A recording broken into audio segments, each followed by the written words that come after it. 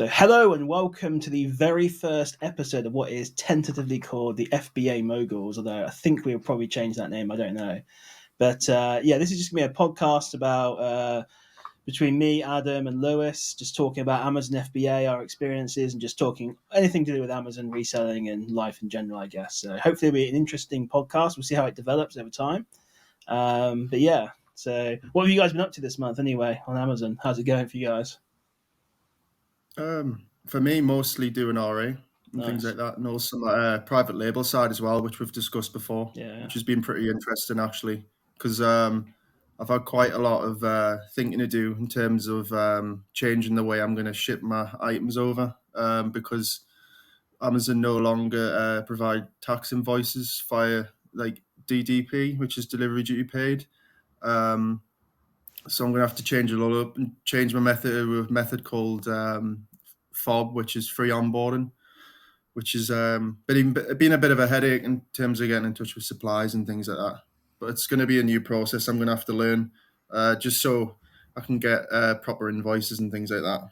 Amazon always keeping us on our toes, aren't they? They're always changing things and like there's a new thing coming out apparently about tax liabilities. I don't know if you guys have got like third party or not. I don't know what you call it, like liability insurance. Someone asked me in my Discord about this, saying that you need PLI. I don't know what you call it, but basically it's liability insurance. It's essentially if someone like hurts themselves from one of the products you sell, even if you're not doing private label, they want you to have insurance. It's going to be compulsory. Yeah, apparently, yeah. So at the end of the month, I think. So I need to look into that. I don't know if you guys saw the email around that. The whole job that I've done.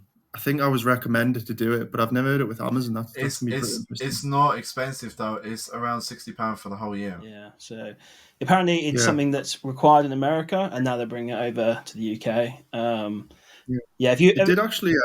Go on. Did make me think about with my private label side in terms of the items I sell. Yeah. But something I've never looked into. It definitely makes more sense for private label because technically, I guess even though you didn't manufacture it necessarily, you're the one who's like imported it and therefore responsible for it. But if I sell like, I don't know, a Tommy Tippy baby bottle, I guess it's a grey area, and who's responsible for that? Is it if there's a manufacturing problem? Is it me as the seller? Is it Tommy Tippy? Is it whoever? Well, it would be Tommy Tippy, no, because obviously they're the one who manufactured the product. The thing is, people can go after Amazon, can't they? Because they're the marketplace. So, and I think up to now, Amazon have been dealing with the liabilities themselves, but now they're passing that on to us. I'll be honest, I deleted the email because I get so many emails now from Amazon. I delete most of them. And then someone get all the EU ones as well. Oh, the EU ones, yeah, because you have to learn like French, German, Polish, Swedish. I delete most of mine, but who knows? I haven't seen this. Did you say you got the email? I have not seen an email. Yeah, it was in my deleted my trash. Oh, really? Yeah, it comes into force at the end of the month. I've not seen this. So I need to look into I guess like finding insurance. Not a very exciting topic, but just something that came to mind when you're talking about private label because it's like, I need to sort that out. That's the thing. I can help you with that. To be fair, that'd be awesome. Yeah, because I didn't do too much looking into it, but I heard direct line could be an okay one. But it's interesting because talking about like policies that change on Amazon.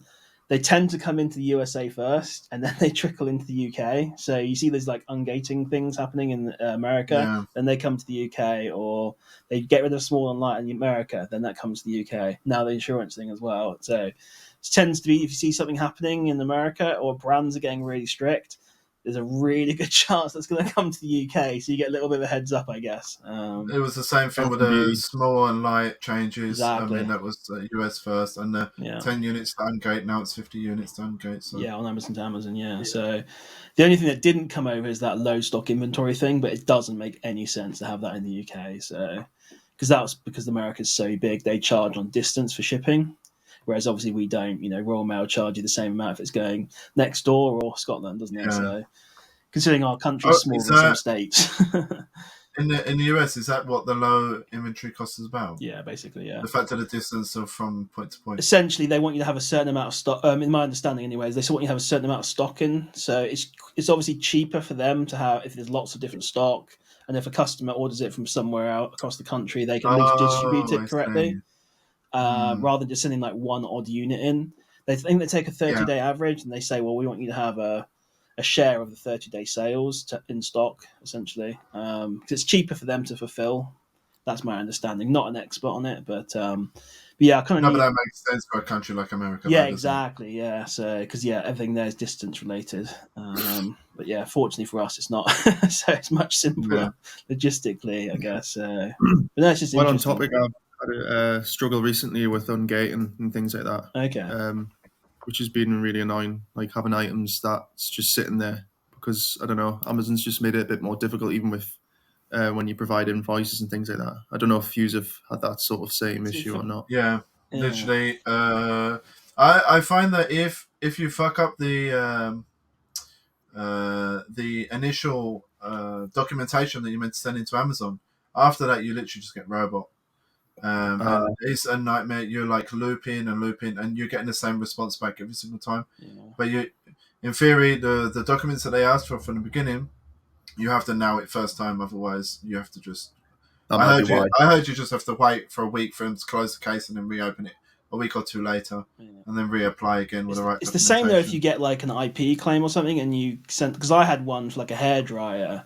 And I was sending like a black version and a bronze version, and I managed to get through it fine on one of the colors, but they just rejected me on the other one. And then I submitted the same one again because I was like, oh, and I also just highlighted it saying, here it is, blah blah blah. Rejected it again, and now basically every time I submit the same stuff, or even if I change it up, it literally just gets immediately rejected. Like a bot is just saying nope. And even though they were happy with one of them, it just shows you how variable they can be. Amazon. Yeah, but I had the same thing with this this baby milk. What I did was they asked for photos of the product. Well, obviously, because I'm sending a pack of 4, I took a photo of the boxes, like around the boxes, the expiry date, blah blah, and I thought that was enough. Obviously, you meant to take the product out of the box, and you meant to take photos of all the products and everything else. Yeah, so then I ended up in a loop where they're just telling me, I'm not eligible, although it's just because I messed up the documentation. It can be an absolute pain, really. But for ungating, though, I've actually found it quite easy recently, actually easier than normal, because there's that whole glitch that we won't go into, because I don't believe in telling people about it for their own good. I actually had that glitch a couple of years ago. Yeah, it comes around every now and then. It's weird. So I had it with something, and then I was like, I didn't even provide the right invoice there. And then I just tried loads of brands, but I wouldn't recommend it because it was really early when I didn't, and that could have just been me not being able to sell on Amazon. So I wouldn't promote it. I don't agree with it because it's just, I don't know. Just if you're just sending in the wrong documentation, it might only take one, and then you get your account banned, and then you're basically screwed. Yeah, it's not worth it because getting another account is extremely. Just do it normally. Yeah, you just do it normally. There's too much money and opportunity on Amazon to be messing around with the account for trying to just save a few quid on an ungate. Yeah, especially because I'm trying to grow a brand as well, so I'm not just exactly always doing RA. In theory, that could cost you millions in the future. So if your brand, how big your brand goes, so there's just too much opportunity on Amazon. There is, yeah. So this isn't like the eBay days when everyone just it was the Wild West and you could just get away and not care.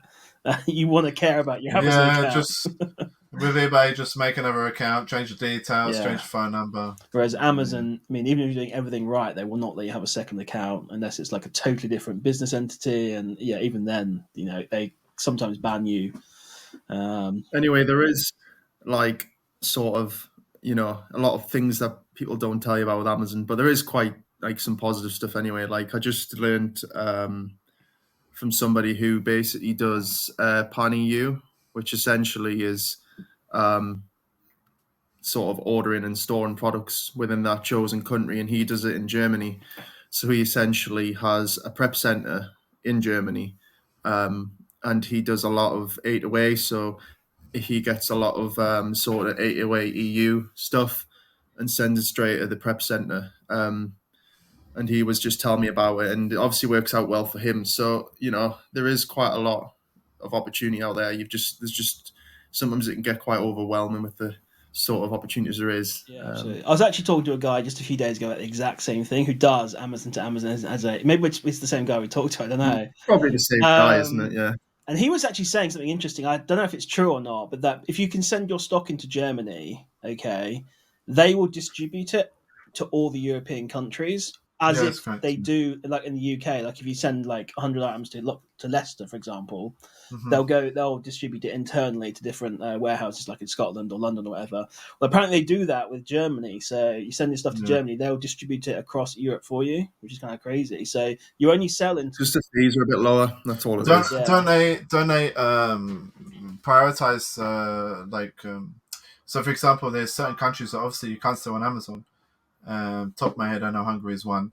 So obviously they tend to buy from Germany because it's a bigger marketplace, and then obviously it sends it from there straight into there. So I think it might cover all the countries that don't necessarily have Amazon. Okay, that's cool. So because not every EU country has it. Yeah, the opportunity I might go down is if I'm doing it properly is with the private label side is eventually doing my getting VAT numbers in sort of other EU countries and maybe try the waters that way. Yeah. Obviously, I could go down that revenue of 8 away in other countries, but I can't sell that. So for me, it's going to be easier to go down the route of what I'm doing and see how that works. Yeah. So obviously then you'll have the more leeway with fees and stuff like that, don't you? So that's true. Yeah. Well, the main priority obviously is like if you've got stock in Germany, then German customers are more likely to buy from you because they can get Prime. That's obviously the main thing. When it comes to the VAT number, Amazon has this initiative where you can, as long as you've got a VAT number in one European country, not the UK, because we're not in Europe anymore, they'll let you basically sell into all the countries with only one VAT number. And they have this loophole where essentially, as the item is bought by the customer, Amazon actually buy it off you, and then they sell it to the customer in a microsecond or whatever. So then Amazon, I think they do that anyway, don't they? Maybe, yeah. So that's the way they get around not having all the VAT numbers in all the countries. So if you want to sell into like 7 or 8 different countries in Europe, you don't have to have 7 or 8 different VAT numbers, just one number from Germany or whatever. And I can't remember what the scheme's called now. They've got so many different schemes, Amazon, for like worldwide shipping, and it's hard to keep track. Because I know quite a successful private label sellers that only do UK, but I'm like, there's got to be opportunity there. I know, say, I know it's cash flow, but say you did have a position of where your capital's just like crazy, you can spend whatever. Yeah. I think it's definitely something worth considering. Oh, absolutely, yeah. So I've actually made more money this month from Germany than I have the UK. Just to point that out. Yeah, I've been getting quite a lot of EU sales. To be fair, so what are you saying, Liz? You see, you're saying about the VAT number in Europe, right? Well, obviously that's a separate VAT number than we have in the UK, obviously. Yeah. So when it comes to accounting and stuff, how does that work? Because the VAT is charged to the customer in Europe, not in the UK. That's the headache, I think. But it's probably maybe something your accountant will deal with. Well, it depends if you're talking about EFN or PAN. So for EFN, Amazon take the VAT off you right away and they pay it on your behalf. When you do PAN, it's more like as we're selling in the UK right now, the VAT is for us to deal with and then pay to the government. So if you're doing PAN in Europe, then you'd have to have a separate... Yeah. So right now, with EFN, when it comes from UK, Amazon kind of deal with it all for you. You don't have to deal with that. But how does that work in terms of revenue? Wouldn't that not be separate? What do you mean exactly? Well, it's separate for each country, but yeah, essentially it is. So you could run so for example, in this case, right? So our companies are all registered in the UK, as far as I'm aware. And so then obviously if we're selling in Europe, the income is still coming to the UK, right? So that doesn't change. I'm not an accountant, an expert. My understanding is you're still a UK. Yeah, that's what I'm saying. Like, you're still a UK entity selling. Come on, Simon, you should know. Yeah, you should know this. I'm fairly sure this is correct. You're still a UK entity paying UK taxes, except you're now selling into Germany, so you have to pay the sales tax there. But you don't have any corporation tax or income tax in Germany, so they just get their sales tax, and that's it. As far as I'm aware. Not an expert. because you don't know that answer, nobody's going to like, share, and subscribe. Yeah, exactly. Yeah, in that case, wouldn't it not be better if you're going to do PAN EU, for example, you're going to set up a prep center, etc. You're not better off just opening a company in Germany if that's possible. I mean, maybe. No. I don't know. That'll be easier. But then it gets way more complicated, doesn't it? Then you've got 2 sets of accounts, 2 sets of... Don't people in the US do that? They do. But you don't apparently have to have a US business entity. You can still sell into America, but still have a UK corporation. Because I spoke to someone about a couple of weeks ago about this, and they said, I've activated America, but I've not actually incorporated in America. I'm still doing it under a UK company. So how many avenues is there? It's absolutely mental. Yeah, it's complicated. Well, this is the great thing about Amazon. You are now literally a global company. You can sell into all these different countries, like, and just make. You're better off registering a company in Dubai in this case. Because, exactly. It sounds weird, but I actually get more like EU sales. I'm like, whoa, that's mental. Do you know what I mean? Like, but I know like they take. I think the fees are a little bit higher, but I know you can account for that. But it's like there's so much more opportunity because then you're just thinking like, God, this item doesn't even sell in the UK, but in the EU it sells like crazy. So it's just that's a good opportunity for sourcing. Yeah. So when you're sourcing now, you're not just looking at UK, you're looking at Germany, France, Spain, Italy, and just saying, is this an opportunity somewhere else? Like even with my RA stuff, I'm like testing the waters because I know it's there anyway. So it's like a replan, and then I'm thinking like, God, if like I might as well just get more because if it's selling so well in Germany or France or whatever. But absolutely, yeah. So I mean, I've got listings where there may be 10 or 12 sellers in the UK. Then you look at Germany and there's like one, which is me, maybe two. So it's like, and the sales volume's the same out there as well, or more. How do you in Germany. How do you find the exchange rates? Like obviously on Amazon, you get paid in euro from Germany, etc. No? So how do you find the exchange rates in the sense of like how accurate is it and in terms of like the profitability, etc. It's nigh on impossible to the software. But it's nigh on impossible to figure out, isn't it? Because you never get like I suppose you can look at the individual transaction, but when you get paid out though, it's very difficult to know. Like like I get like EU, like I get euro sales, but like I know equivalent of what that is in pounds. But then like like I don't know, it's a weird one. I know what you say. It would only really work if you just sold in that country, but. I'm not sure. As long as it's profitable, I'm like, So don't be doing this with like. Do you find it to be? Do you find your margins to be affected by selling in Germany, or? I make more in your price, I think. Yeah, I make more money in Germany to be fair because I just whack the price up and it just works. Oh, profitability. So So one thing I would say when a conversion thing, it's very difficult to know exactly what you're getting charged for conversion. So don't run like a razor thin margin item into Europe because you might end up losing money. Yeah. At least have like a 50% ROI. Well, I mean, you can still do like 30%. You're probably still going to be okay. I wouldn't do like a 5% ROI item or something like that because after the fees. Like I say, it's really hard to know, the way that Amazon. That was the only thing with like the difference between what I like with Seller Toolkit and Profit Protector Pro. With Seller Toolkit, you can actually see if it's profitable. But with Profit Protector Pro, when you're doing your repricing, you can't. I think that makes sense. You can kind of like you put your numbers in, but you don't see if it's profitable. But with Seller Toolkit, when I was using the repricer, it would like. For the EU, it would kind of tell me if that makes sense. I see what you mean. Yeah, in the tool. Yeah, you probably just have to go into SAS and then just plug the numbers in and see. Again. Yeah, that's the only way you would probably be able to. More effort. I find SAS to not be 100% accurate. I mean, I sold an item today, right? So I set my price at let's say £21.50. I think my cost was like £11 something, and on SAS it was saying my unit fee was about £6 something. Well, when I sold it today, my fee was £9 something, and I'm sat there, I'm like, huh? Okay. So it's a bit of a. I find SAS to be a. I don't know anymore with softwares who's right and who's wrong. No. Well, at the end of the day, I mean, I guess Seller Toolkit are using the best calculation they can to give you an estimate. But at the end of the day, when Amazon charge you that fee, it will get reflected in SDK, but obviously it's not going to be when you're trying to do calculations. So. Yeah. I was referring to SellerAmp. SellerAmp, seeing the fee, and then when I got charged and it came through my Seller Toolkit, it was like £9 fee rather than a £6 fee. So SellerAmp wasn't 100% accurate on that actually. Yeah, I don't know. The only way you could probably do it is if you have like 3 different softwares for you. But then that's more fee. That's more fees. The one thing I'll say about that though is like I just had a sale. I was actually messaging you guys saying I was a bit worried the repricer wasn't working right because I've got a min cost of $399.99. Yet somehow a sale went through for $333.33. I was like, how has this happened? And it turns out that's the excluding VAT price. So you see, you see where it's this bad, but the order's still pending. So I think once that actually gets shipped out, probably it's going to be a foreign country where I don't have to pay the VAT.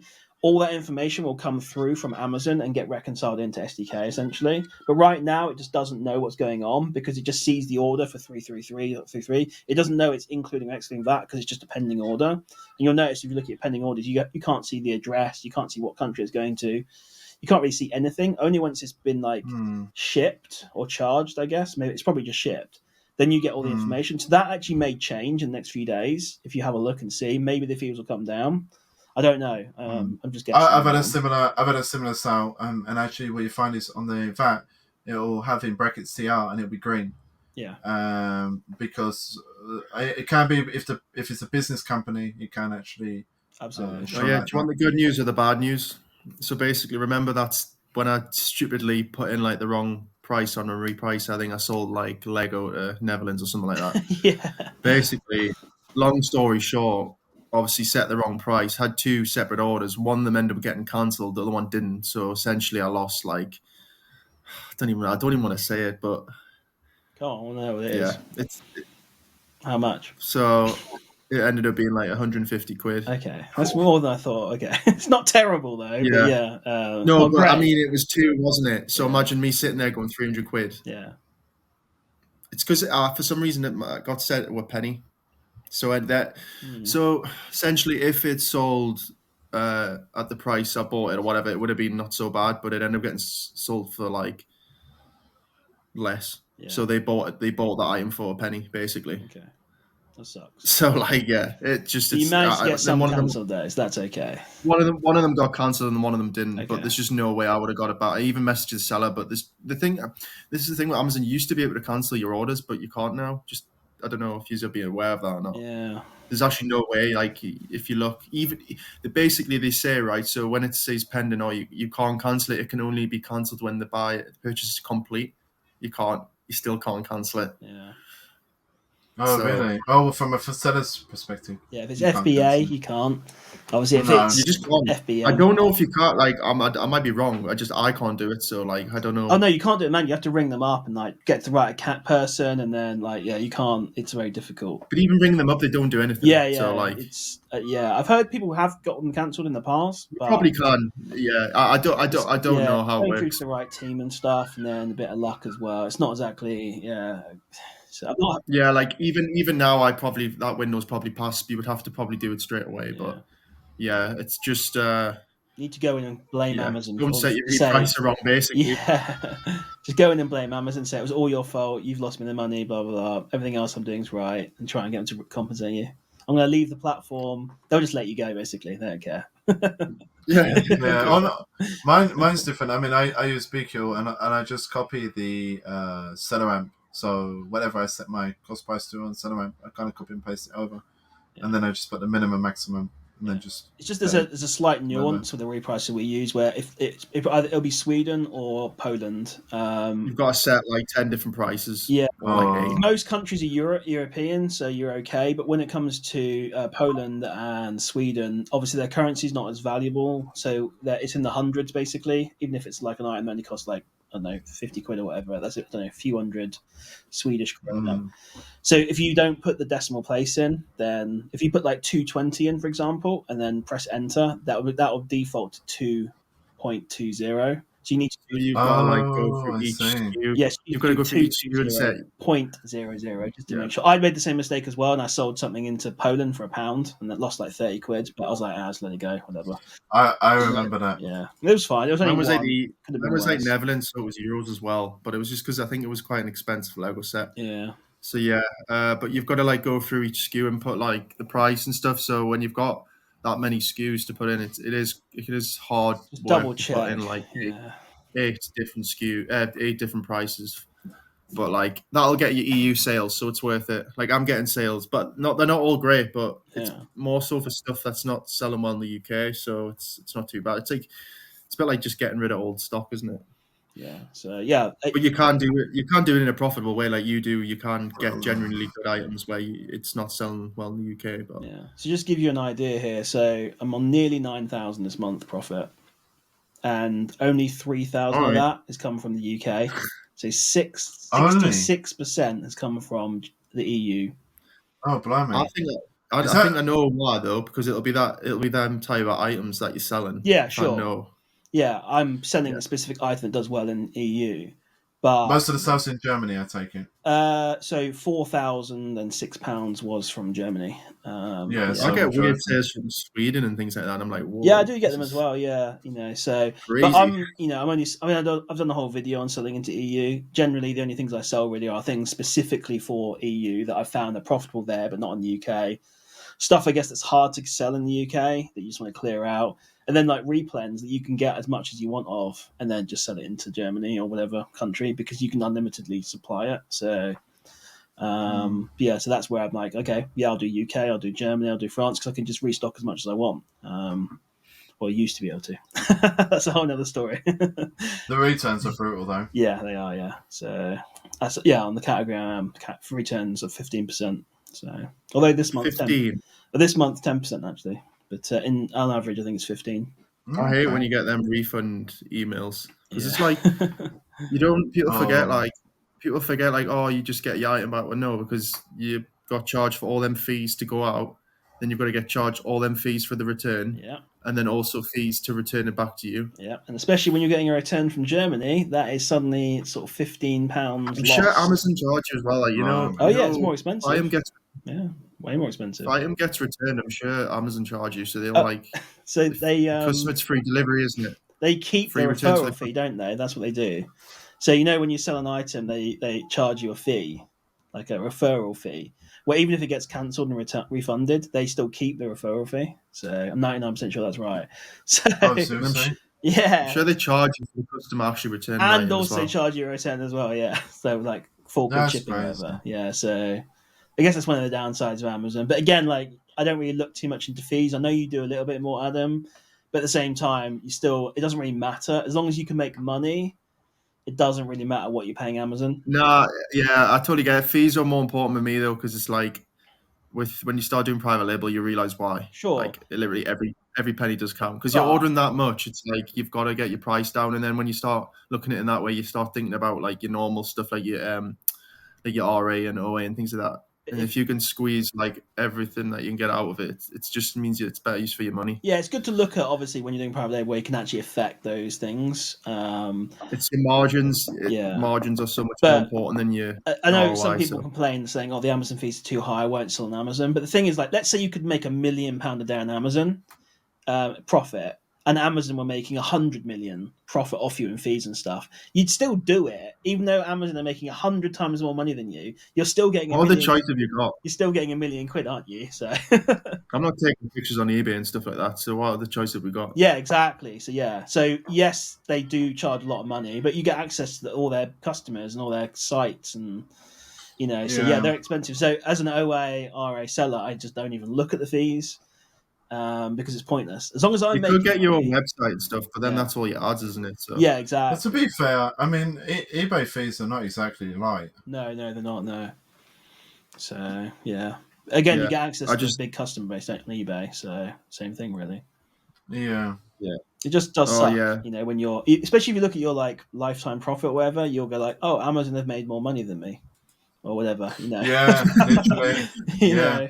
Although when you see how much fees have come out, it's like, they've made more money than I have. I think it's just stuff that was never there, though, isn't it? Really, you can't go off a referral fee because that's the whole point of Amazon, that they're providing you the service. Yeah, so you can't. I paid Amazon in fees £144,000 in fees. Wow. However, but you would pay that in ad costs, if you'd had your own website. But you've got to factor in, obviously, it's not like they've made all money out of that. They've had to ship the items as well, and that's a lot of items they've had to post. So that factors into that as well. Yeah, but look how much cheaper it is with UBS when you do your shipping plans. Do you know how much money you would pay if you individually send all when you do hazmat, it's like 20 freaking quid, especially if you put insurance on it, versus like £4. But to be fair, I mean, Amazon have got their own courier service. Yeah, exactly. So, but so that 100. Sometimes they do use Every. I find Every Royal Mail. I guess they've got certain reasons for using certain other couriers, but I say 99% it seems to be Amazon Logistics. I had like a Hoover. I got a Hoover yesterday returned. I don't even think it was used, so it's still brand new. And I'm just like, no. That must have cost me a fortune to return.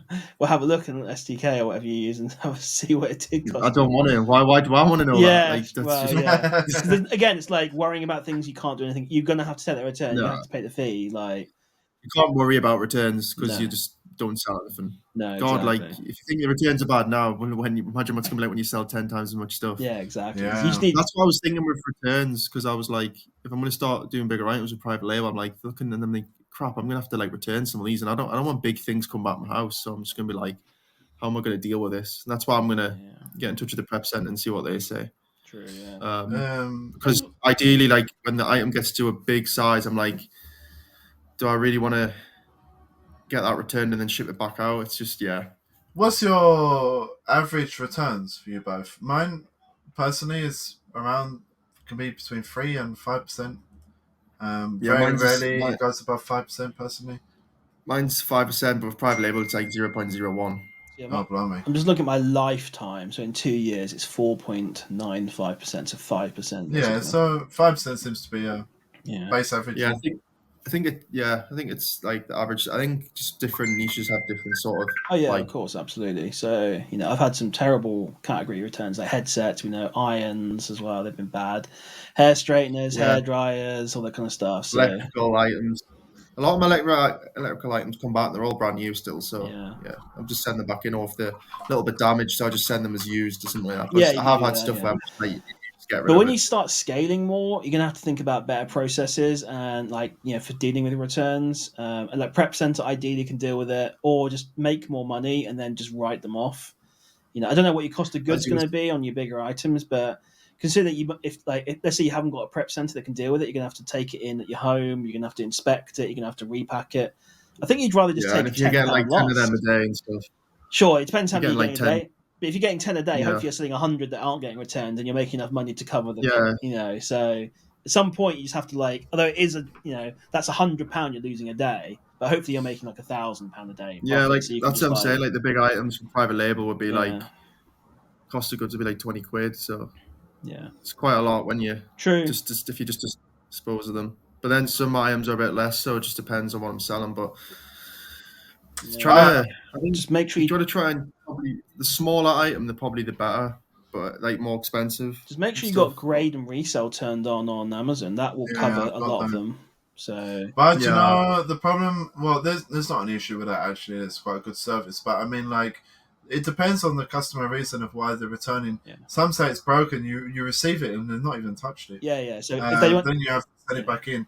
But then you can't see. There is a way you can look, but I don't do it very much. It's just another thing I don't look at. Yeah. I'm not bothered, well, I mean, some customers do say that it's broken, and when you get it, it's absolutely fine. But for me, I mean, returns. Just I put them on eBay. I don't mind if it hits a loss. I'm trying to recuperate funds at the end of the day.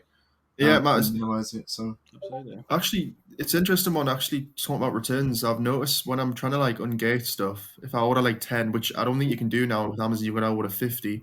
Some brands, not all. When I order 10 or something, like some stuff, Amazon don't even let me return. There's no return policy. I don't know if you've encountered it, but I'm gonna have to just do what everybody else does on Facebook, where they're like, "How do you return at Amazon?" And that's obviously how we get returns. But because I'm like ordering stuff that needs ungated, and then like I try to return it, which I don't know if Amazon's starting to clamp down, and they probably know. But yeah, I don't know if yous have done that where you just can't return it. I mean, I never buy and then ungate and then return it. But yeah, there are some categories like grocery can be like protein powders. You can't return those, and like supplements, things like that. So perfumes. Hair dye. They just don't I do that. Don't accept. To be fair, a lot of hazmat is non-returnable. They won't accept like an unwanted return if it's like damaged or there's a big complaint. They will take it back, but you have to go through customer service. But going back to that grade and resale thing, I'm not sure exactly how the policy works, but as long as if the customer says like they just don't want it, it will come back, and then whatever state it's in, as long as it's not trashed, then Amazon will grade it as like from like new all the way to average, I think it is. And it's only when it comes back to us is when they say it was damaged. Yeah, if they say it's damaged, as far as I'm aware, they don't even bother looking at it, even if it's still freaking sealed, like factory sealed. They'll literally just put it in a box and send it off to you as damaged. They won't even grade it at that point. That's the way I'm seeing it from my experiences. Yeah, so, obviously it's not so bad if it comes back and it's still factory sealed because you can just slap a label on it and go off. But because there's people have this misconception that they're going to get charged for the return. I think if they say it's like just not wanted. But actually, it's all free as far as I can tell. Yeah, I find it depends on what they're sending back. I mean, the only way they say it's damaged is mostly when it's like perfume, etc. They say like, "Oh, something's smashed" or whatever. Yeah, and they make any excuse to send it back. Yeah, I've had a perfume come back. They're like, "Oh, it doesn't smell real." It was like an Armani one. I was like, "Oh, cool. I'll keep that for myself then." It was cool. It's fine. Yeah. But I think I've only had one or two returns. I did it with protein bars. They returned it for I don't know what reason. And it ended up coming back to me. I was like, okay, well, I'll just eat them all. Nice, yeah. They were the grenade ones, were they? Or no, they were PhDs. Oh, okay, not quite as good. The grenade ones are lush. Not as good, no. The Oreo ones are just literally just so tasty. I love those ones. So, like, I eat them too much though. So I've got to gradually return that item. You know, where I had a listing, but it was all generic, and I didn't put my brand name on because it was like my first. I've had to create a new listing and gradually remove because basically there's just no way that Amazon will allow you to transfer over stock. Oh yeah, you can't. You can't. There's just no way. I don't know why. I don't know. It should be such a simple process in the back end, but they just don't allow you to do that. I don't think they can. I thought they allow you to transfer it from ASIN to ASIN. If you send them, don't let you. They're not let you do that. Not I'm aware of. No, I used to. I can't even remember why. There was a reason, but anyway, I might be doing it wrong. But I've got to. I'm gradually just basically returning the items. Yeah, I looked at that listing the other day actually randomly because my younger brother wants to get into private label, and I was just having a look on there. And I was talking about generic stuff, and I was like, "That listing has been destroyed." they bumped the. I don't know if it's still active. They bumped the. I don't know. Oh, it is. I looked at it the other day. Unless you play. Yeah, but I don't. This is the thing that I didn't get right. So this is the thing with Amazon, right? It's so messed up, right? I created the listing, right? So I've deleted the listing, but it's still active. How does that work? Have you only deleted your listing? Have you actually closed the listing though? I don't know. Yeah, I closed it. Then how it shouldn't? And in theory, it shouldn't be there because that happens to me all the time. Yeah, I'm exactly. selling something, and then the guy who originally created the listing sold out, and he like deletes the listing on me, and now I've got freaking stranded inventory. Like, yeah, exactly. So so I've closed that listing, but it's still active. But the thing is, I don't know if anybody's spending any PPC on it, so I can never find it. So I don't know if it's selling well. It doesn't really bother me. But yeah, as you'll soon find out, don't make that mistake. Yeah, I think I'm looking at it right now. It's the one I bought, right? It's down to like £7.7. Yeah. It'll be messed up. And it's got it's just 6 sellers on it now. I think they're all Chinese. Yeah. Yeah, it's just knackered. So I don't even know if it'll be selling well. And even if it is, it doesn't. Yeah. My point is like, just do it properly, then you'll not have to worry. Even about the Chinese sellers compete against themselves because like they used to sell that for like £12, I guess, and now they've all tanked it down to like 7.7. So. Yeah, like I know for a fine fact that like the new listing that I've got will just sell well because it's a sellable item. It's just but it'll be for my brand. So nobody can jump on it. So it's just a silly mistake. Now, so 7.7. You probably won't even do that well though. Because I'm joking, of course. Right? But the thing is, this is what's messed up, right? So even if you advertise, you're advertising it for them other sellers. Yeah, exactly. Yeah. So I was spending that, and then they were jumping on. Obviously, I'm not now. Yeah. But like I say, I've closed the list and everything. It's still active, so it's just absolutely madness. And even if you try and reinstate the listing, they still don't let you. It's so weird. And even if you like show them images of your product in real life, they still don't let you. So who's now in charge of that listing? Exactly. Because I've run into this problem now. I'm sure viewers have run into this. They sell perfumes. This Lilal, or what it's called, ingredient. I don't know the special chemical name for it.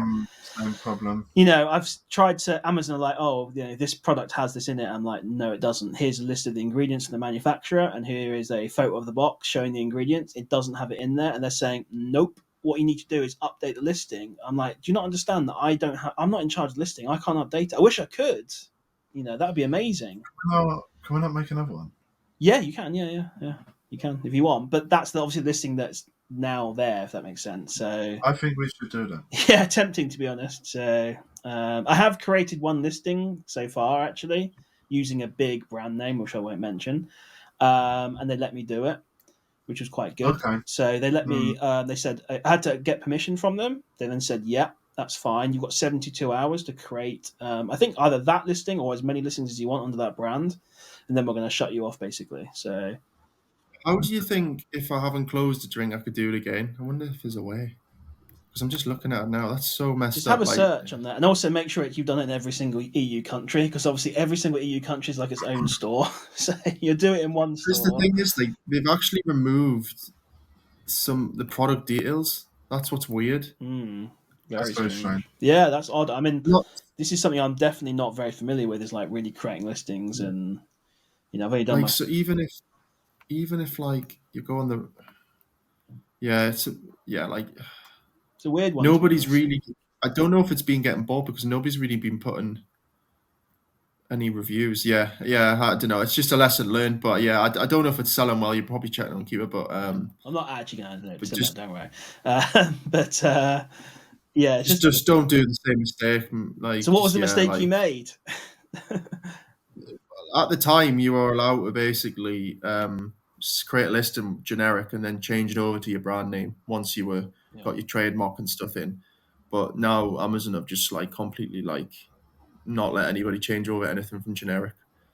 So you have to do your trademark first, and then when you're creating the listing, just create your listing with your brand name. Oh, I see. Yeah. And don't even bother with generic, because even if you show them like real life images of your brand name on your branded product, they'll still just be like, nah. So bad. Do you know what I mean? Like, you just can't do anything about it. So yeah, if you're on generic, you're stuck on generic. You can't change it, basically. So because I've paid people to like change it and stuff, and they'll like that's their job, and they like still can't change it, and they're like, yeah, for some like their job depends on basically changing from generic to brand names and stuff. And I had it done with another brand, but with this brand for some reason it's just not worked. It's just all it is. It's either the computer, like all the whatever algorithms, just being like no, or it's just some idiot on the other end of Amazon just be like nah. Yeah. And there's just nothing you can do. So yeah, just pick your battles basically on that one. Unfortunately, it was your first PR product, wasn't it? You've proved it's it was success. just to sell. It was just to see. I didn't even think it would sell. Yeah. So it absolutely flew, didn't it? So I can't remember what's the peak sales you had. So overall, you're doing very well with PO, ain't you? How many items you got now? 1, 2, 3, 4, 5. So it'll be 6 active. And they're all in different categories, no? Or some on some on the other. So about like show 3 us on the different screen now, categories. Yeah. Do you want to share your screen and show us all your private label products? I'm joking, of course. So, but no, you done really well. So yeah, What's your thought process in picking a PR product? Like, what type of things do you plan and you look for and think, okay, that will sell well on Amazon? Like, what's the process you go through for that? Using helium-10, things like that. It's like seeing if there's through helium-10, you'll see if there's like demand for the product or not, demand for the niche, and then you need to then kind of then look at like seeing if you can like differentiate the product in any sort of way, and if you can, then having a look from like your suppliers like Alibaba I use, and then messaging suppliers and basically trying to see what the cost is going to be. And then once you know the cost, you can then put that in your profitability calculator, work out if it's going to be profitable. Because what people don't realize is like an item can be profitable, but it's not if you're having to spend your advertising costs. So like I've got like £4. So like my cost of goods, for example, could be like £1.50. I could sell something for £9.99. There might be £4 in that in profit wise, but by the time ad costs come off, it might be like £2, depending on the item and depending on what keywords you're using. So like the idea is the better margins you got, the better, because then just by the time you're spending money on advertisement, with like sort of, and it's the conversion rate. So like with some items, I'll probably have like most items like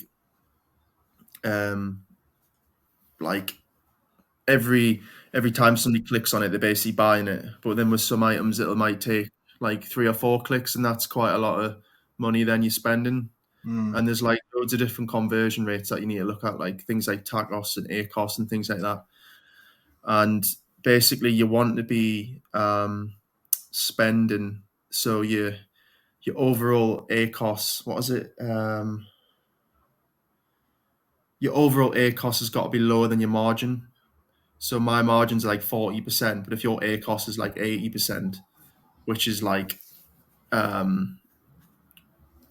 advertisement cost of spend. So if it's basically you're spending more than like you're earning, basically, that's when and then if that's higher than your margins, then it's not a profitable item. And people don't really tell you about that. So people would be like, "Oh yeah, I'm making sales, and I'm earning £5 per item," but in reality, you're probably not if you're spending far too much on your advertisement. Yeah, So pretty technical. You've got quite a lot in there, really. Technical, yeah. Getting into this private label. But do you have a rough idea, like, so when you're going on Helium 10, for example, do you have an idea of like, oh, I'm looking for this type of product? Like, you have some idea, or you just look for anything you say? Yeah, I would probably say try different categories because I only did DIY because that was my trade, so I kind of knew something would sell well. But I would definitely say just try different categories because you don't know because the thing as well is it depends on if you're buying an item for seasonal reasons or you're buying it to sell all year round. You might want to look into that in terms of if you find like a summer product or something like that or a Christmas product. But normally, I would probably say you want to look into just trying different niches because you just trends change, don't they? So like now, like big things that a lot of people are getting into is like the all like recyclable stuff and like things like what they're called. What's it called? Like eco-friendly stuff and things like that. So that's kind of like a trend that's on the rise. I'm in particular categories which are like good for all year round. Bit of a generic DIY brand, basically. I've never done a product yet that's just going to sell for like that particular season. You've got to then sort your logistics out with that in terms of when your item's going to get there and things like that. But the problem with that is it's good. It's good then for how long it lasts. But I would prefer items that's going to sell all year round. Yeah, that makes sense.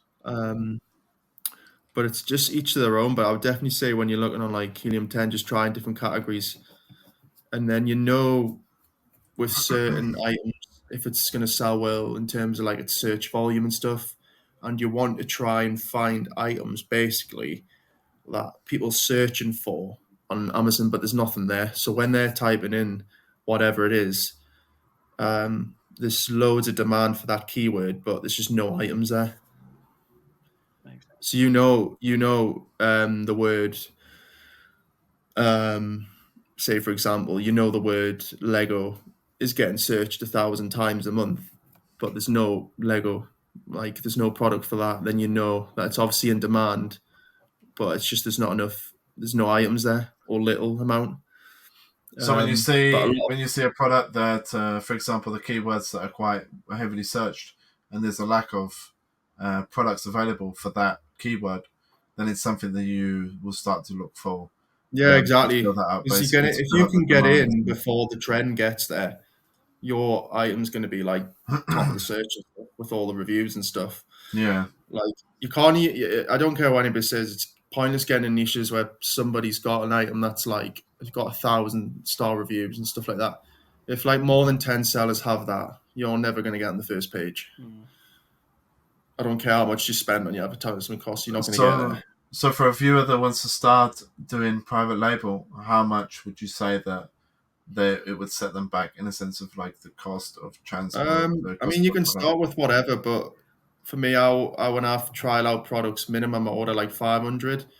I wouldn't recommend ordering any less in terms of quantity because then your price per unit will probably be a little bit higher because the aim of the game is to basically get the more you buy, like the bigger, like in terms of quantity, the cheaper it'll be. But Amazon they do reward you in being in stock, but they don't reward you in terms of like if you've got too much stock. So in an ideal world, it would be good to order, say something sells 200 times a month. But the ideal world would be to order that item 10,000, like to have 10,000 units of it in Amazon. But then you'll start incurring more storage fees. So you need to work out the lead time of how long it takes the item to come from your supplier on Amazon and how many times you sell in a month. So now if you order something and it's going to take 3 months, but you're selling 200 times a month, that means a minimum you need to be ordering 600 every 3 months. And then you don't really need to buy anymore because it's only going to sell that much. It's pointless having loads of stock in there if it's not selling. So. Yeah, so if you have 500 units, for example, you wouldn't send out all them 500 units at once. You would kind of funnel them in based on the how much you're selling on a daily basis, isn't it? Yeah. To reduce the storage fees, obviously. Yeah, you just got to try and find that happy medium because, yeah, I see. Storage fees will add up if you've got too much of one item.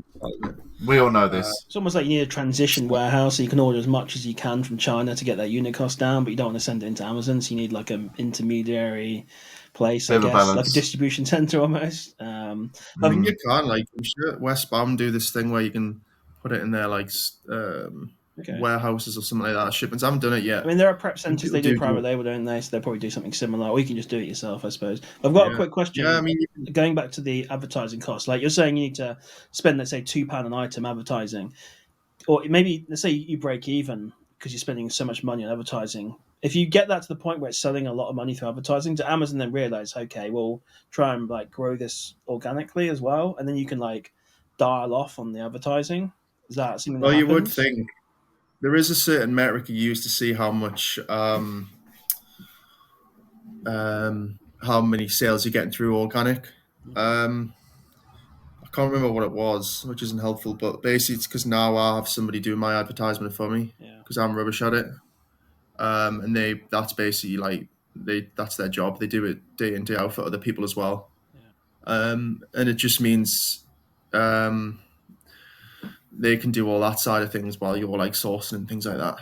So I guess in theory, you get to the point where you start off paying loads of advertising at the start, and then ideally you can end up not advertising at all. Probably that's more an unrealistic view of it, but that's the way you think of it, I guess. It's organic, yeah. When you're spending less per click. Yeah, because obviously that would be based on, because you'd already have a reputation based on the fact of like the amount of reviews you get from customers. Sure, on the items that's the plan, isn't it? They do reward you. You definitely do get this honeymoon thing when your product when you first lands. Okay. Because I had like items that were getting advertised just as much as they were when it first started, but when they first arrived, they were getting like 60 a day, like selling 60 times a day. I guess now they'll only sell like 10. Yeah. So like, I guess they're giving it a chance, I suppose, and then seeing how it goes. They definitely do. That's what I'm saying. That my mistake was I went out of stock on that item. Okay, yeah. Because it was selling that much. So by the time it come back in stock, they don't like it when you're out of stock. So basically, like they were like pumping my product, like selling me like 60 times a day, and then like being like, "Well, why are you out of stock?" It's like, "Well, you're the one." You know what I mean? Like it's not my fault. So yeah. That's why I'm saying maybe quantity is probably key. A private label, I'll probably say. It's difficult though, isn't it? Because like obviously it is a numbers game. It is a numbers game, I suppose. It's a tricky one, isn't it? Because you don't want to buy too much of one item, then like it turns out it just tanks, and then you're stuck with it, I guess. But at the same time, you don't want to miss out on opportunity when Amazon are rising your product to a BSR 1 or whatever, and you've got no stock. Yeah, like I'm sure, like I had one that was in like DIY tools, and I'm sure it was in like the top.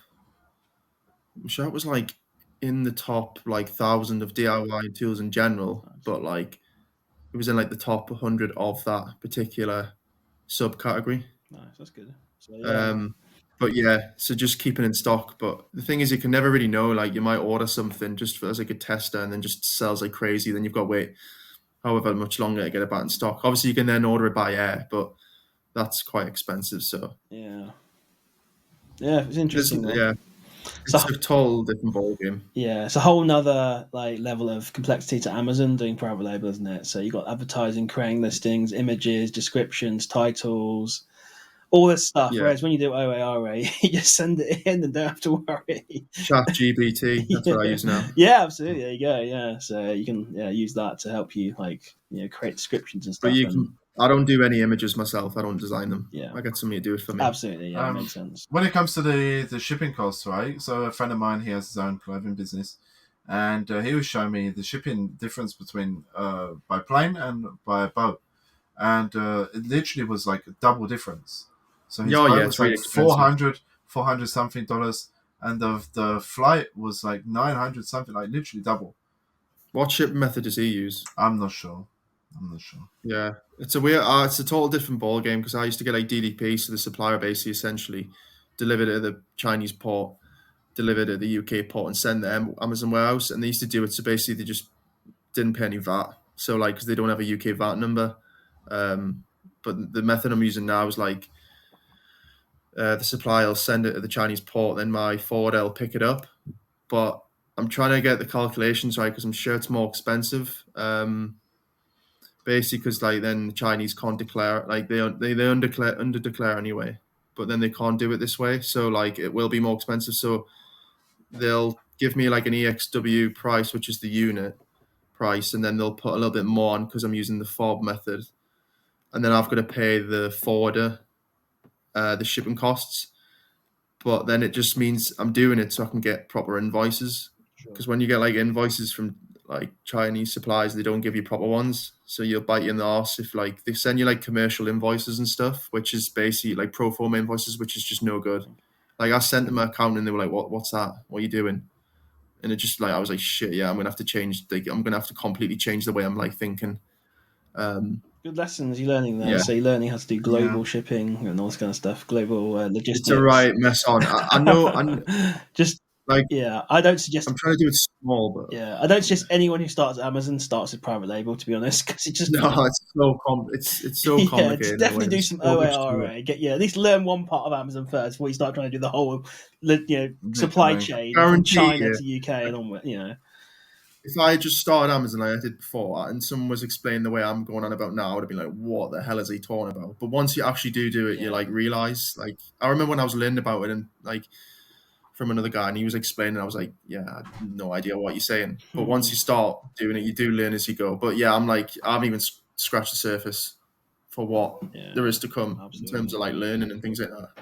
But this time next year, you'll probably have your own shipping container, like or even That's shipping it. container It ship, works out maybe. better. Supposedly, it's supposed to work out better, Yeah, yeah, but there's like a catch to it with Amazon. It's weird. Like some guy was explaining, basically, you try to do it through Amazon, but then it works out more expensive. So yeah. it's not something I've probably went into Because you yet. get some interesting things Um, with I don't know if with shipping that if the ship sinks, the liability and the cost of that actually gets distributed to all the people that were actually shipping on the actual ship.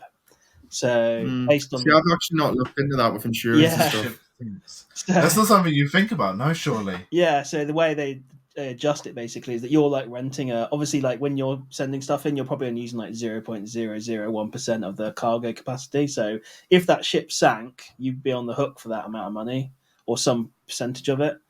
Because that's what happened with Yeah, like the Evergrande when it got stuck and they were getting sued for like billions. It's like, well, technically the people who I can't remember what the insurance term for it is. Maybe someone put it in the description, but yeah, that's the way that I understand it works with What's commercial the shipping. chances that you send an item or send Sure, a cargo on a ship and it sinks? Like, but even if you've only got like one shipping container on there full, like there's still like 4,000 or 5,000 others. So yeah, it's loads. Yeah, if it's whatever, so you'd be on the hook for maybe like 10 grand or something at worst or something. If the chip costs like 500 million or something, so it probably doesn't.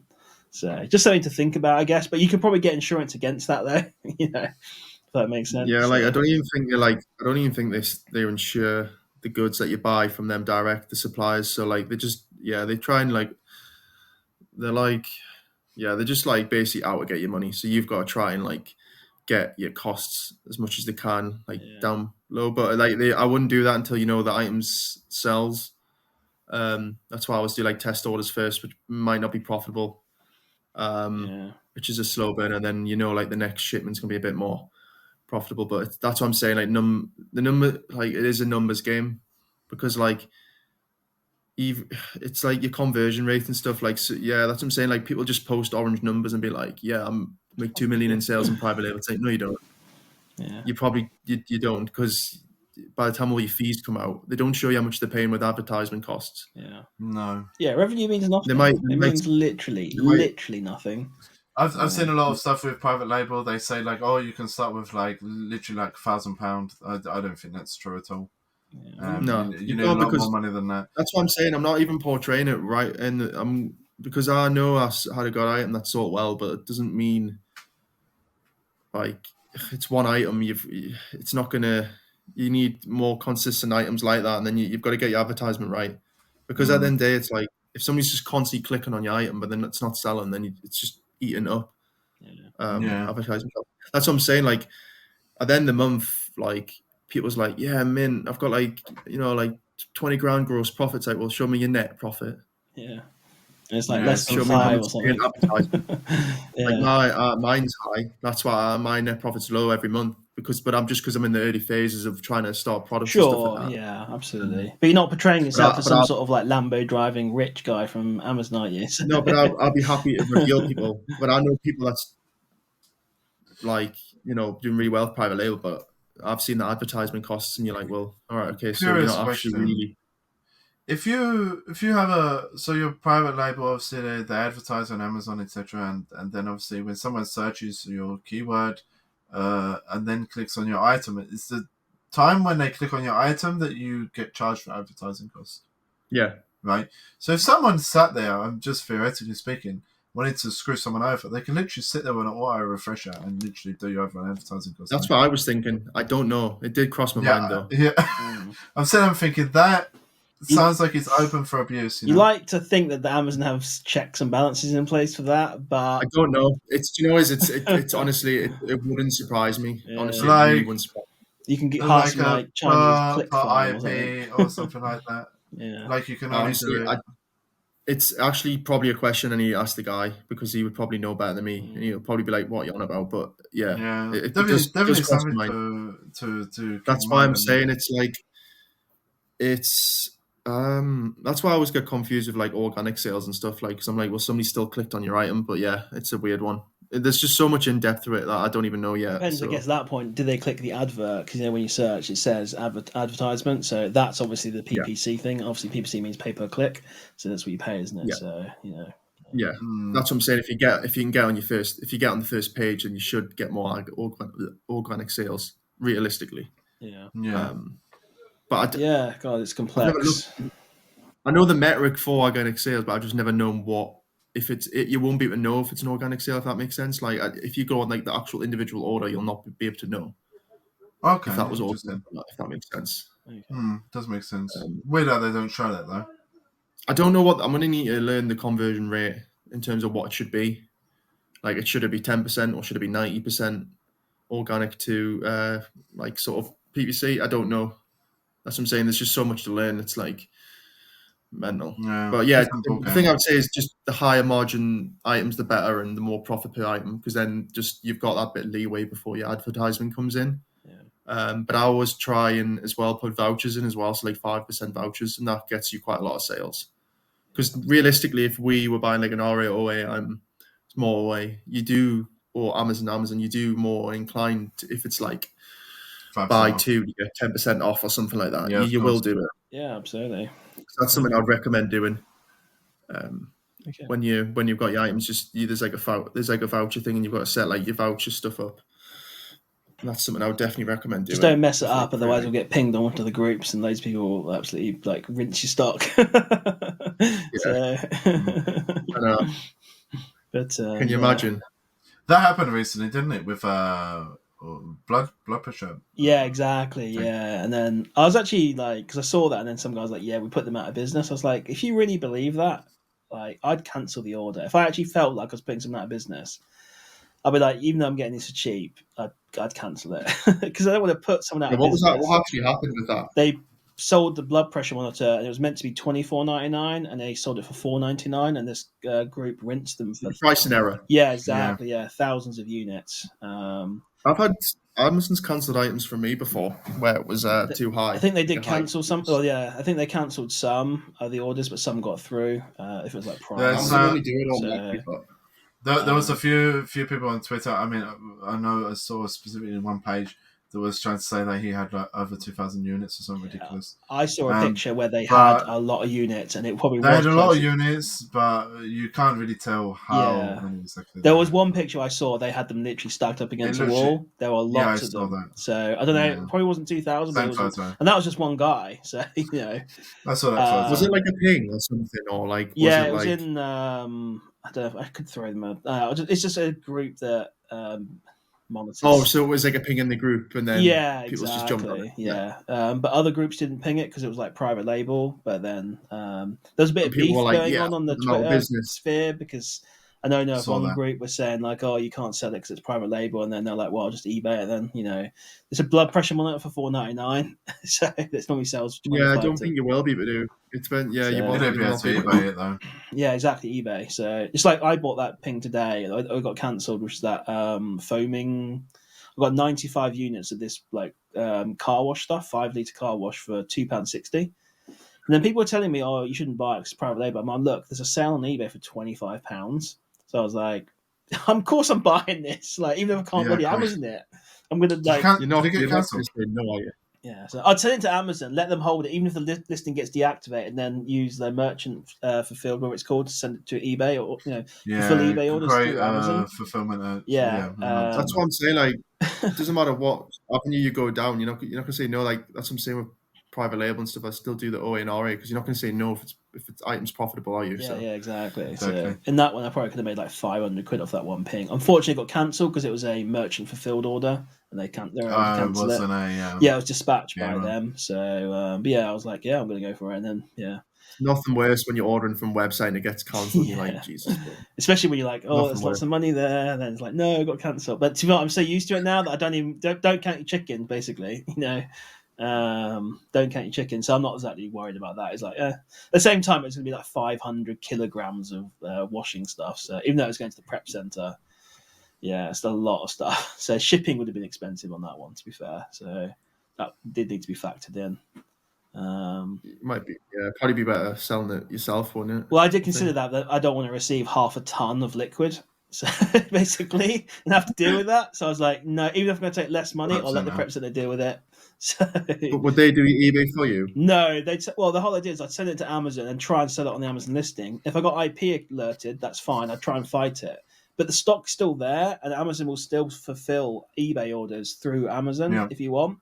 So I just then sell it because you do the exactly do create fulfillment. So I just do that basically. I still haven't set up eBay that way, but the downside to create fulfillment order. I mean, I had an order recently. It was 5 units. It was a protein powder, and on eBay, and they charge you shipping per product. They don't bundle it together and send it as one. Yeah, I've noticed that as well. Yeah, absolutely. Yeah, that's. I think it's a bit of a rubbish thing, really. And the other thing to point out as well is it's so much cheaper. Is if it gets lost, they basically just won't cover it. If it says it's delivered, then that's it. It doesn't matter what the customer says. Yeah, they will not pay you out. If it obviously gets lost, it's fine. I think I have been reimbursed for a loss. But when I had one that was delivered and the customer said they didn't get it, so I went back to them and they're like, "We're not even going to talk to you. It says delivered. That's the end of the conversation. So no compensation whatsoever." To be fair, Royal Mail are exactly the same. Royal Mail do like that. Yeah. I had a situation where the item got delivered. The buyer opened up a return. Very weird scam, but I'm not quite sure how exactly they do it.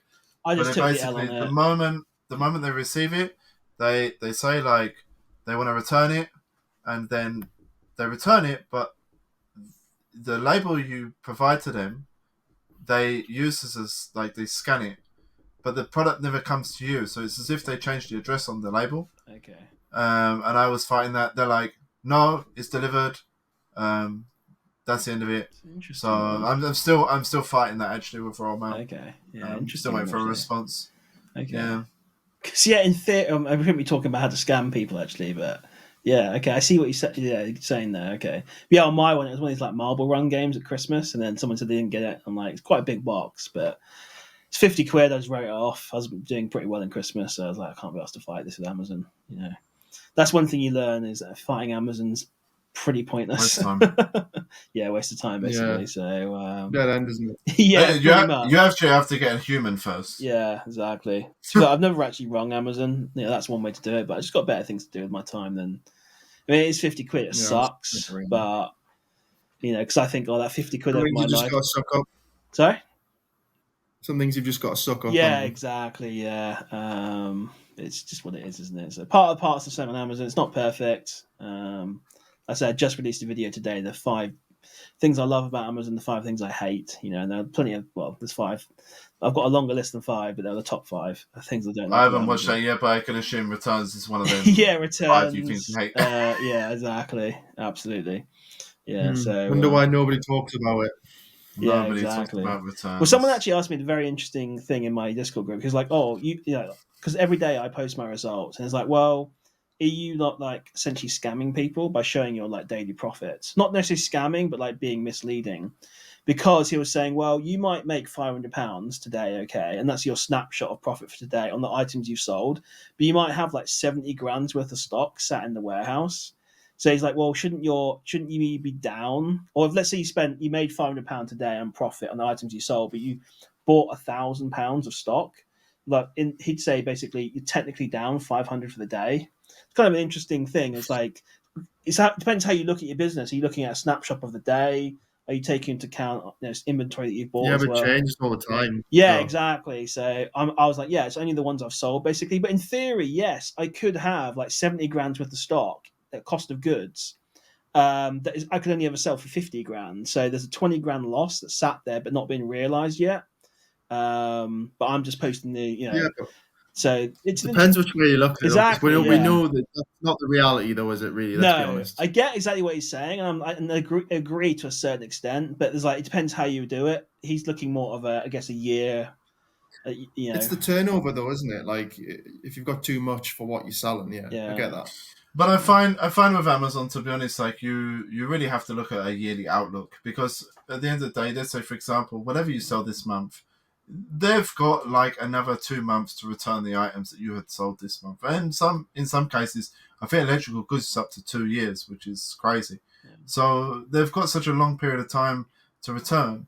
So therefore, you really need to look at a yearly outlook rather than just a month. No, yeah, 100%. Anyway, you can't just go off a day to day, like, because it just like doesn't. If you keep looking, it's just like if you keep looking by the minute at your sales, you're just going to get down, because you're going to be like, well, why have I not sold? And you're like, oh well, because it's probably 9 o'clock in the morning. Do you know what I mean? Like, it's true though, isn't it? Like, I do it. Yeah, now especially with the weather getting nice, that sales die off massively during the day, and then the evening they all come in one go because everyone's outside.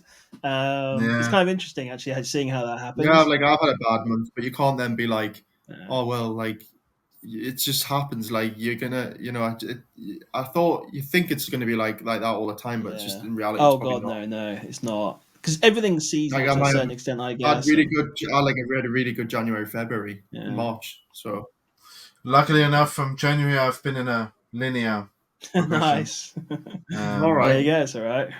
The weather is changing, so obviously it's more sales, etc. So I'm gonna. Now, to be fair, I had a really good January, and then February and March was really good as well, and then it just went a bit down to April, May. But January was okay. February was not. I think it's probably just the items that bought, maybe.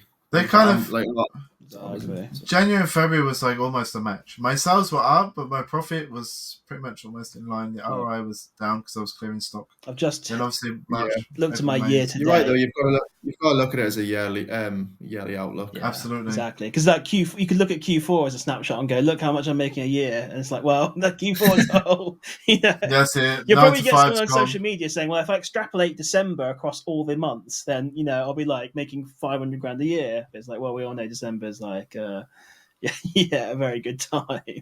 But maybe just don't work for 11 months and then work just to December. You'll get people on social media doing that. There are a lot of scammers on there. I get why this guy was like questioning stuff, because there are so, especially I don't really do social media. I've started doing it more now to like promote stuff, which obviously means I'm seeing some stuff, innit? And I see so many scammers on there. Was that sorry? Yeah. Well, it's just revenue. People's like, well, at least showing profit actually is profit, but I'm waiting for someone to call me out, because now I'm doing daily. At the end of the month, all my dailies won't add up, because obviously I'm going to get refunds. Like I can only do a snapshot of the day, and then obviously I'm going to get refunds coming at some point, and that number's only ever going to go down. You don't get another sale that they forgot to put in. It's only going to get refunds and knock you down. But we know the reality. Yeah, exactly. Yeah. So, but I was just looking at my year to date. Actually, I didn't realize I'd hit this milestone, but 41 for the year, which is not too bad. So, can't 41 profit. Yeah, exactly. Well, I mean, before some expenses and stuff. So, yeah, but that's my STK. Yeah, I try and put all my expenses in as much as I can, just so it gives me a better guide. But you're going to miss some, aren't you? I suppose. Yeah. Do you put your expenses into Seller Toolkit? Do you? Yeah. What, just even like subscriptions, etc. Yeah, 100%. Really, I don't do that at all. It just makes me like, so then at least I'm more realistic with myself. So I don't do that. I think I've got a bit of Simon's approach. So I take the end of month. I minus all the transport and the other fees that are shown on Seller Toolkit, and then I add up all my subscriptions, etc., on a separate page and kind of put them together. I got Simon's approach in that, I think. Yeah, I think they. Yeah, it's probably not the best way. I think you can put subscriptions into the expenses. You can, but it just gets tedious to keep inputting that. Yeah. So if you knock, it's each to their own. Yeah, each their own. Yeah. If you look at the little tab that shows you after the refunds and all that kind of stuff and the shipping and stuff, it's actually $30.91. So it's not terribly far off. It's about 2,000 lower. So yeah, I've made £1,000 on profit on reimbursements. So that's crazy. Yeah. What for? Oh, you mean this is lifetime? No, that's this year. Oh, this year. Yeah. So 1,000 is that profit on reimbursements. Yeah, like most of my expenses are like the subscriptions that I know that are monthly, but yeah, I've definitely got stuff missing there. Like, but it's just if I can put in as much, like even if I'm like paying the virtual assistant and stuff like that, I always try and put it in just to give me a better like sort of peace of mind. Sure, yeah. But I'm not saying it's right or the wrong. It does kind of make sense to put it all in there if you can. I'd say, to be honest, I've very rarely looked at that actual expenses and credits section.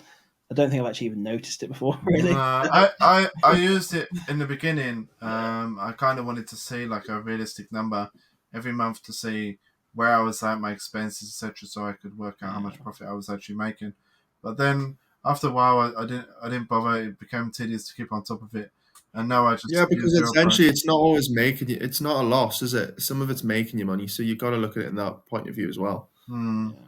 As long as you know and are aware of the other fees as well. Like that figure I just gave you of 41k doesn't factor in prep costs, VA costs. What else? And mostly my most expensive thing that I spend money on is like, I don't know, what, £500-600 a month on average on Discord groups and stuff like that. Accounting is between 1,500 and 1,800 a year. I think that's why I put it all in, just so I've got more of a realistic for Yeah, net. sure. I know it. I'm not going. I know what 41k. I'm going to go and buy a 41 grand Porsche. I know that's not the actual true figure. Getting a 41 grand Porsche. Yeah, well, yeah, get an old one. It's been crashed now. More for like, just seeing where I do it, just so I know, like, if I'm overspending, so I know, like, I know what I need to cut out, like, if it's a Discord group or something, or just something's not sitting well with me, like, I can see my ad costs and stuff. Yeah, it's good. So I'm a bit like, it's good to look at that stuff. Just so I can see. Yeah.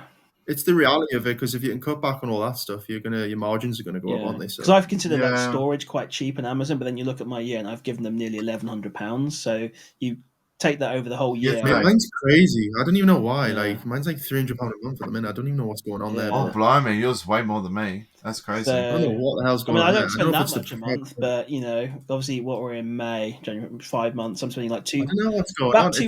£200 average, and I've got 70. I don't know why. Grand in there. I don't know what it is. That's what I'm saying. That's why I'm looking at it. But there's not much excess inventory in terms of age, and so they are. Maybe it's the private label. Size of product as well. Even the subscription cost adds up. What have I given Amazon on subscription lifetime? It's £25 a month now. I know it adds up, doesn't it? Yeah, that do. Nothing you can do about it, obviously. Oh yeah, but forgot they even pay Amazon. Yeah, I don't even know if I've got that. So I've given them six. I mean, it's automatically in STK, but I've given them £610. So is that automatically put in STK? I didn't even know that. It's not. Well, I mean, there's nothing you can do about it, obviously, but it's not a trivial amount. Like, there's no point worrying about it. But they don't get enough off you.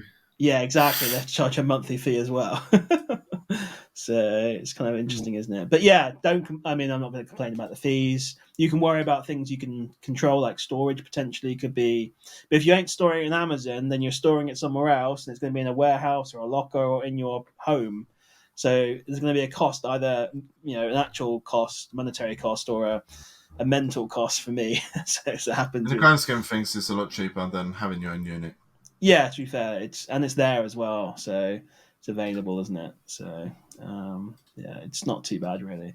But just just to say, I guess even then you could say I'm being slightly dishonest when I actually do post like the STK results, but because it doesn't really factor in like some other To be costs, fair though, it's close. Like it's within, as we can see, it's within like 5 and 10%. So yeah. But to be fair though, Simon, you on your end of month and stuff when you do your breakdown, that's true. You do show the proper realistic take home. Yeah, I do the monthly review, don't I? So that's a very more of a realistic. Yeah, it'd be really difficult to do a daily video showing all my expenses. That'd be a freaking nightmare. It's not going to work. I'd be like, oh, what's my Discord cost divided by 30? Yeah, it's not going to work really. So the only reason I do that is because I can smash that video out really quickly. So it takes like 5 minutes to record and I'll start adding up all the calculations. But yeah. Anyway, it's just an interesting conversation. The guy was like testing me a little bit and just asking questions. So I was like, cool. I was open to it. It's cool. Interesting questions. So yeah, asking about that. Was he being like pushy? No, not really. Just asking some interesting questions about it. Like just saying there are lots of scammers out there, maybe slightly implying that I might be one. I don't know. But do you know what? It was interesting to me. So I was like, yeah, it depends how you look at your accounting. There's multiple different accounting methods. And yeah, it depends on how you look at, your business. Are you looking at it as a snapshot? There's a very, looking at a daily STK is very different from like an annual tax return to HMRC. Yeah, very different things. That's more of a realistic number, isn't it? Yeah, exactly. Well, yeah, that will be. I hope they went down to the penny.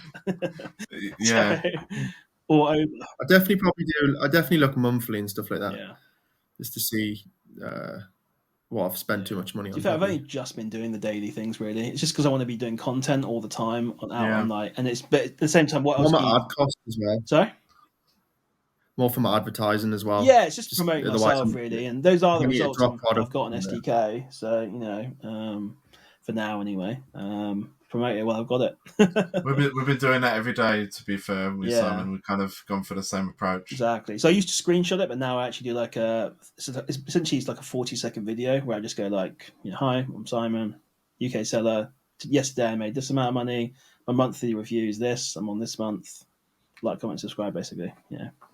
Pretty simple. Seems to get a few people. I have a few people on TikTok saying I'm like a money grubbing scammer or something, but you're going to get that. Is that actually what you get? Yeah, but to be fair, there are so many scammers on there. It's unbelievable. I see them now on there, and I'm like, this is so like this guy's saying, well, you can make 120 grand a month doing something on Microsoft or something, and then it's just like Twitter you're talking about. Yeah, it's crazy. So you get, and then people like these 20-year-old kids driving Lambos and taking pictures in like private jets or whatever. It's just like, of course that's a scam, but they're obviously trying to sell you on some course or whatever. So I get it. Like even when you're legit, you're in the mix with like 99% scammers. So I get that people are skeptical, and I actually think you should be skeptical because otherwise you're going to get scammed. But I'd say to them, come and join my Discord and let's talk about it. Come in with an open mind at least, and then like I'll prove to you that these are real numbers. But it's cool. It's cool. It is what it is. You've seen a post where they post like they've got like in one picture they've got their watch. The next photo they got a plane, then a car, and then they got their wallet, and it's like it's a Louis Vuitton wallet, it's a Rolex, it's all this stuff, and then the great one is like when they're just about to get into their Lamborghini, holding like all these shopping bags from like Louis Vuitton and whatever, holding on like this, you can't see my hands, but like that, they're like barely holding them because they're such full of like goods and stuff. But people buy like if you go to Louis Vuitton, some people go and like ask for a bag, and you can sell them on eBay for like 20 quid. And then people will then buy those, and then they can flex the things. And it's like with a private jet, there's actually like a studio you can go to in London and places like that where they've made it look like a real private jet, and you rent it by the hour, and then you can like pretend that you're walking onto it or you're filming inside of it. And they're going, oh, I'm just on my private jet and stuff, But it's just a fake studio they've rented for like 100 quid an hour, whatever. And then Lambos, you just rent it, or Airbnbs, you rent a nice house and say, there's that Ty Lopez guy who's a massive scammer who he rented. He was like, I own this massive Malibu mansion. Turns out it was rented. It's just on Airbnb. Funny you say that. I saw a video or something like that, or maybe on Twitter. They turned around and said like the easiest way to make money is like go to Dubai, have like a 5K budget, rent out a studio for podcasts, etc. Say how you've made all this money, and then make an Instagram, and then take photos while you're on a private plane, the rented Lambo you have, and then everyone would just believe your story. Yeah. It's like you can. I'm 90% sure there's people out there who literally will rent their private jet out to you. It won't actually fly anywhere, but you can go to the airport. They'll put the thing on there, and then the influencers can just walk on and off it, like queuing up, pretending they're going on, and you can film it. Because it's pretty cheap to have a plane on the ground, I guess. It's fuel that's the expensive thing. So it's just like it's all fake. It's crazy how fake everything is, but people believe it, and they're like, "Oh, you can sign up to my course about crypto or stock trading or day trading or whatever it is," and then that's how they actually got rich, or they haven't. It's kind of interesting anyway. But so I get why people are skeptical. Anyway, it's fine. It's cool. It's funny to me. So, I don't know. Cool. Should we wrap it up, guys? Anyway, we've been going for nearly an hour and a half now. So, I mean, I'll carry on, but it's all good. We'll probably wrap it up. But where can people find you guys online? Where can they find your sort of you flexing your Lambos and Rolexes? What are your social platforms? I have my own YouTube channel. Not 100% active on it at the moment, but I am very active on Twitter. Cool. And you'll find my Twitter in the description. Yeah, we'll put them in the description, yeah. You're at FBA Nuffles, aren't you, on Twitter? Yes, indeed. And Adam? Yeah, I've just got Instagram for now because it's something I've used anyway. I haven't got Twitter or anything like that yet. Probably will eventually YouTube, but not at the minute. But mine's just we'll put it in the description. It's just a simple name, like Adam FBA. That's all it allowed me to put anyway. So So I'm at FBA Mogul on all platforms. So it works out quite well for me. Nice and easy. Yeah, exactly. Yeah, but thanks, guys. Hopefully you enjoyed this first episode of FBA Moguls, and we'll probably change the name. I don't know. We'll have a think. If you've got any good name ideas, chuck them in the description. That'd be good. But guys, thanks for joining us anyway, and we'll see you in the next one.